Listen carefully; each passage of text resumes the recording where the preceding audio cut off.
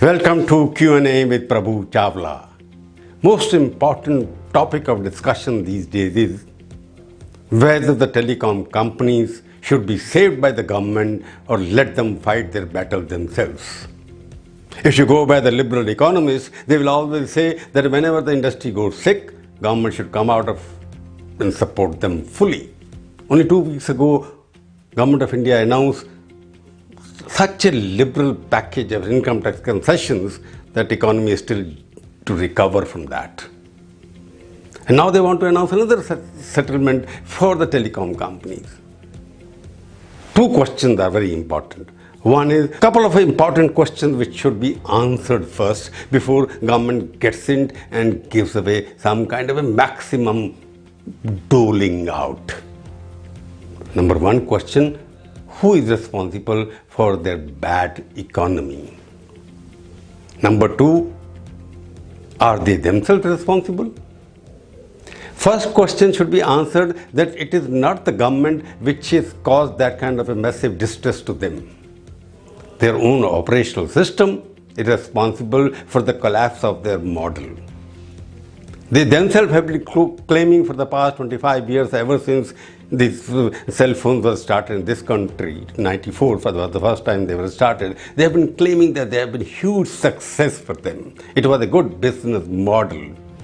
They claim that India has got the maximum numbers of mobile phones. India's population is 1.3 billion. And all the telecom companies like Vodafone, Airtel, Jio and whoever is closed down, they claim that they always claim that they have got more than 1 billion telephone connections. What does it mean?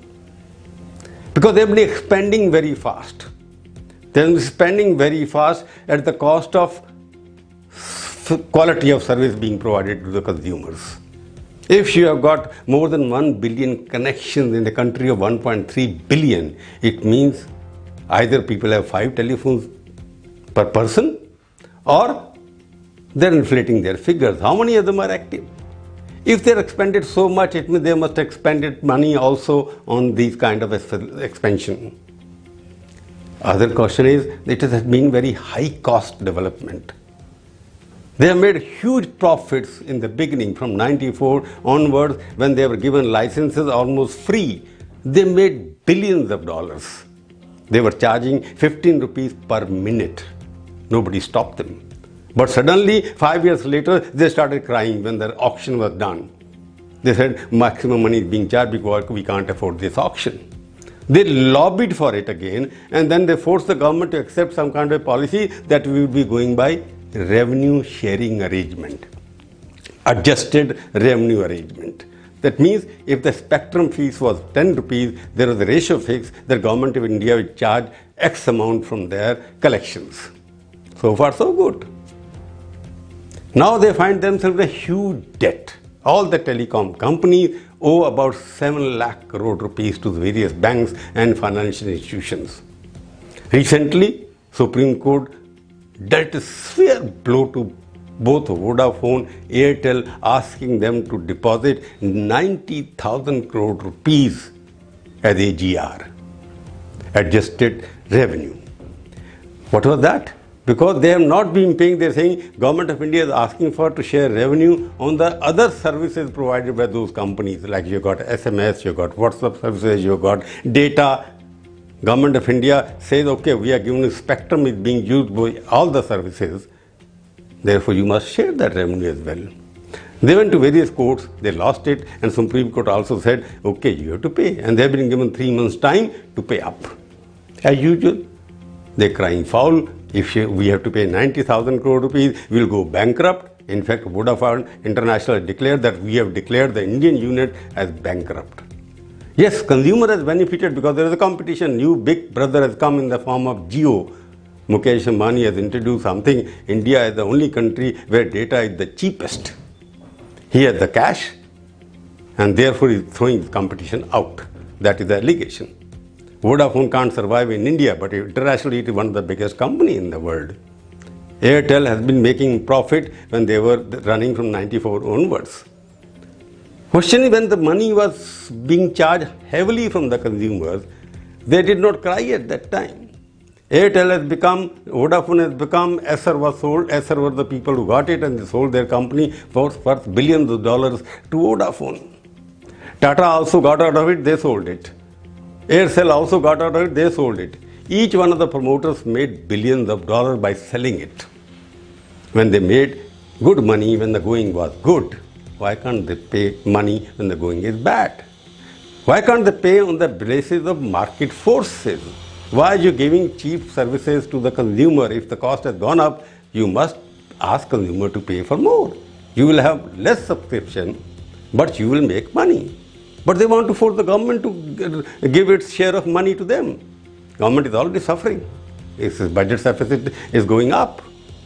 Then question is, should the government save them?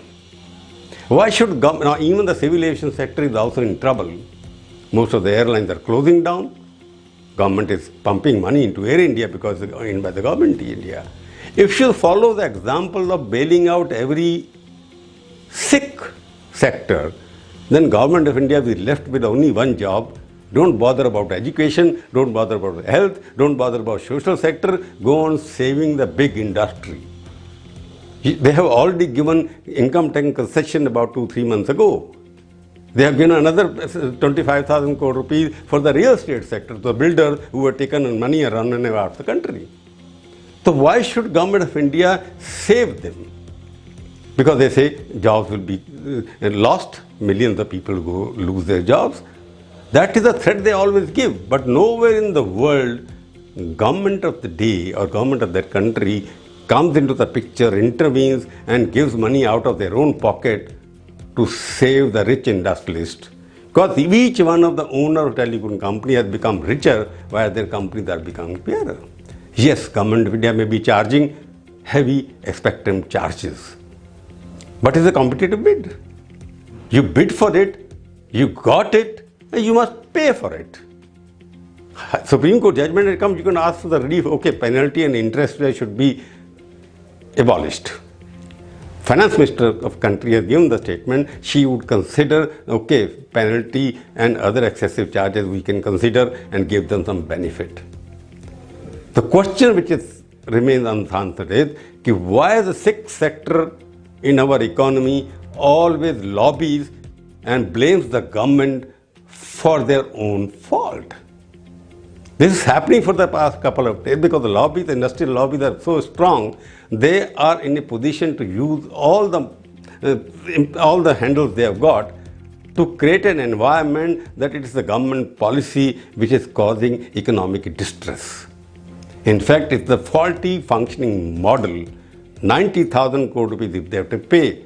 But if you look at the history of theirs in the past, they have paid much more. Their net worth has gone up from zero to billions of dollars. Their share prices have gone up there. They have sold their equity. The promoters who had 100% equity, they now own only 10%, 15%. If they have become richer when they were making money, why should they force the government to pay for their recovery? So my question is that if the fault is there in a market economy, there can't be double standard. Government of India should not be always helping those because of whose functioning the business has gone down. The question arises, government should keep a distance from the industry, let the market forces decide. If they can't run it, let somebody else take over.